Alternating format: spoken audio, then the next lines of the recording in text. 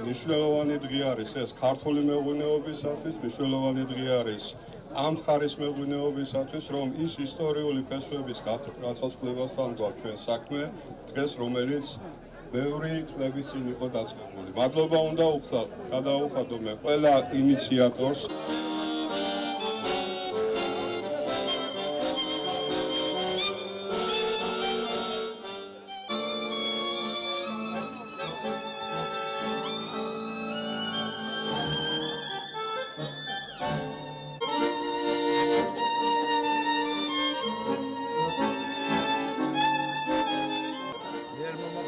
სოფელი ასურეთი, ადგილი რომელიც ისტორიის, კულტურისა და ინოვაციის შერწყმით იპყრობს საერთაშორისო ყურადღებას და ტურისტული განვითარების დიდი პოტენციალი აქვს, ამჯერად ღვინის სიყვარულით გაერთიანებულ ასობით სტუმარს მასპინძლობდა. დღის მთავარი გმირები კი ბოლნისის, თეთრი წყაროსა და მარნეულის მეღვინეები იყვნენ. მეღვინეები, რომლებიც ძველი თაობების გამოცდილებას თანამედროვე ტექნოლოგიებთან თამამად აერთიანებენ. 40-მდე მეღვინემ საკუთარი ღვინოს სადეგუსტაციოდ გამოიტანა. აქედან ზოგი მრავალწლიანი გამოცდილებით, ზოგიც ახალი, სტარტის მღელვარებით.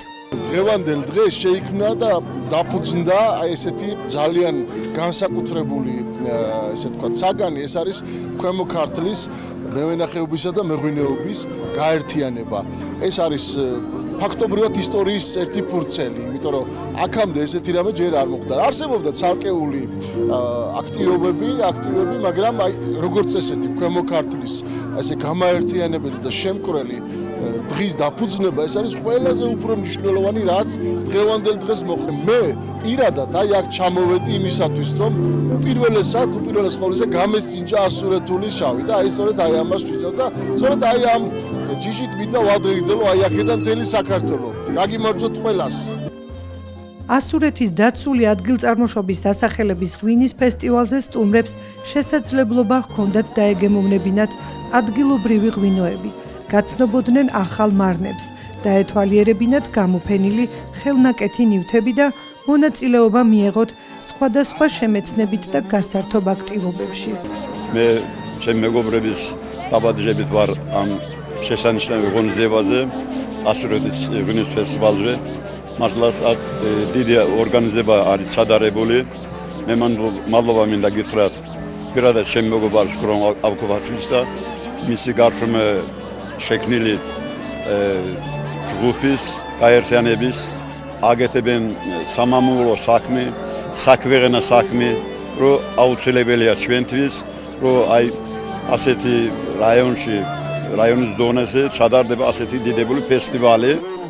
ღონისძიების ერთ-ერთმა ორგანიზატორმა და წამყვანმა, მეღვინემ გურამ ავქოფაშვილმა ფესტივალის მნიშვნელობაზე ისაუბრა და აღნიშნა, რომ ღვინის რუკაზე ქვემო ქართლი საპატიო ადგილს იკავებს. მეღვინეთა სფეროსთვის, მეღვინეებისთვის არის უნიკალური მოვლენა, იმიტომ რომ თვითონ ასურეთული შარა არის უნიკალური ჯიში. ეს არის მსოფლიო ჯიში, მე ესე ვიტყოდი და ეს არის მსოფლიო სოფელი, რომელსაც ჭირდება ყურადღება. ეს არის კიდე ძალიან მნიშვნელოვანი, რომ ორი ერის სინთეზია აქვს, როგორც ტექნოლოგიაში, კულტურაში, ურთიერთობაში.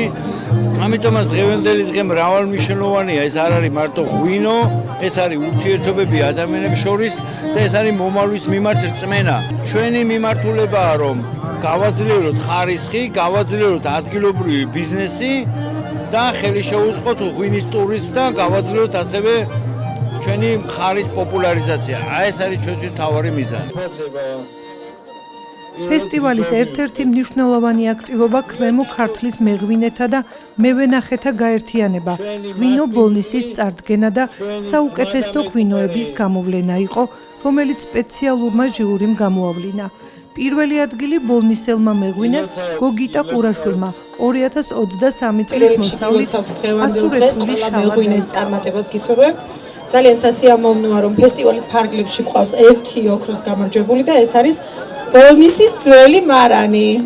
გთხოვთ მოგწანდეთ, ძალიან მიხარია, რომ ეს არის ბოლნისის ძველი მარანი. წარმატებებს გისურვებთ, ზოგადად ძალიან მნიშვნელოვანია, რომ ამ ფესტივალის ფარგლებში ერთი ოქრო დაფიქსირდა და ტაშით მივესალმოთ ძალიან გთხოვთ. გოგიტა მოგწანდე. გოგიტამ დაიმსახურა ოქრო. ფესტივალი გაერთიანება ღვინო ბონისის ორგანიზებით. ქვემო ქართლის ღვინის გაერთიანება, გარემოს დაცვისა და სოფლის მეურნეობის სამინისტროს, აგროცენტრთან და ვან ჰოფთან პარტნიორობით ჩატარდა. ფინანსურად კი ღვინის ეროვნული სააგენტო, შვეიცარიის განვითარების და თანამშრომლობის სააგენტო და ორგანიზაცია ჰელვიტასი უზრუნველყოფდა. ჩემი ოჯახი მრავალი წელი აწარმოებს ღვინოს, ბოლნისიდან ვართ, გერმანულ მარანში, გერმანული და ბოლნისური ამ ქართული ტრადიციებით ვაყენებთ კლასიკურ ქაწითელს. პირველად ვიმყოფები ფესტივალზე, მადლობა მინდა გადაუხადო, რა თქმა უნდა, ფესტივალის ორგანიზატორებს, მეღვინეთა გაერთიანებას, ასოციაციას ამ შანსისთვის, რომ ჩვენ დამწყებ მეღვინეებს მოგვეცა შანსი ჩვენი თავი წარმოვაჩინოთ. როგორც იცით, წელს საქართველოში რეკორდული მაჩვენებელი დაფიქსირდა ღვინის გადამუშავების და ზუსტად ეს ყველაფერი გვიწყობს ხელს ჩვენ მეღვინეებს, რომ გავაფართოთ ჩვენი მეურნეობა, გავიტანოთ ეს, რა თქმა უნდა, საექსპორტო ბაზარზე, საერთაშორისო ბაზარზე და ჩვენც ვაჩვენოთ, რომ თურმე ჩვენ შეგვიძლია ქართული კარგი ღვინის წარმოება ქვემო ქართლში. როგორც ხედავთ, დღეს წარმოდგენილია 40 მეღვინე, ესენი არიან ახალბედა მეღვინეები, ახალბედა მარნები, რომლებიც ახლა გამოდიან პირველად ასპარეზზე და სწორედ ამიტომ არის მნიშვნელოვანი, რომ ეს ღვინის გაერთიანება, რომელიც უკვე საერთო ბრენდინგს გვთავაზობს ასურეთის, მარნეულისა და ბოლნისის მეღვინეებისათვის, ქვემო ქართლის ღვინის სახელით წარდგება ბაზარზე, რაც ბევრად უზრდის წარმატების შანსებს. პროექტი მომავალშიც აპირებს, რომ ახალ შექმნილ ღვინის გაერთიანებას მხარი დაუჭიროს სხვადასხვა ინიციატივებში და კიდევ ერთხელ მინდა ვისარგებლო შემთხვევით და მივულოცო ჩვენს გაერთიანებას ეს მნიშვნელოვანი დღე. ასურეთის ღვინის ფესტივალი, რომელიც სიმბოლურად პატარა ისტორიულ სოფელში გაიმართა და თავისი მნიშვნელობით ღვინით დაინტერესებულ უამრავ ადამიანს მოუყარა თავი, კიდევ ერთხელ დაამტკიცა, რომ ქვემო ქართლი მხოლოდ ვენახების მხარე კი არა, ქართული მეღვინეობის ერთ-ერთი ძლიერი ბირთვია.